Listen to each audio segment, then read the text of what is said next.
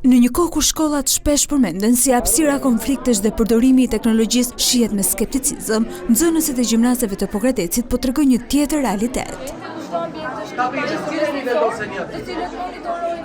Në festivalin e përfitshëm të shkencës, ata prezantuan projekte inovative që dëshmojnë se teknologjia, kur përdoret drejt, mund të kthehet në një mjet të fuqishëm në shërbim të komunitetit. Projektet e paraqitura variojnë nga zgjidhjet për mbrojtjen e mjedisit dhe konceptet e shkollave smart deri tek sistemet paralajmëruese për tërmetet dhe aplikacione të dedikuara për fëmijët me spektrin autizëm.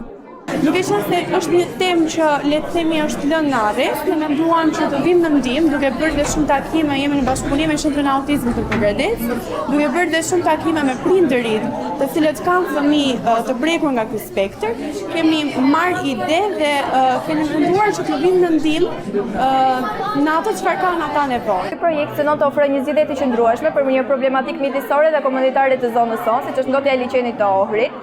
Këtë problematikë kemi marrë gjatë vëzhgimeve tona në terren dhe përmes analizës së të dhënave së të dhënave ne kemi konstatuar se numri i ndotur që deri tek numrat e liçenit të Ohrit është lumi i Vërdovës, i cili bartë rreth 25 deri në 50 ton mbetje inerte në vit. Shkolla jonë është e ndërtuar nga disa ambiente të cilat përmbajnë sensor që monitorojnë intensitetin e dritës, temperaturën dhe sigurinë. Është e nevojshme për mendimin ton, sepse për shembull sistemi automatik i ndriçimit shërben në kursimin e energjisë.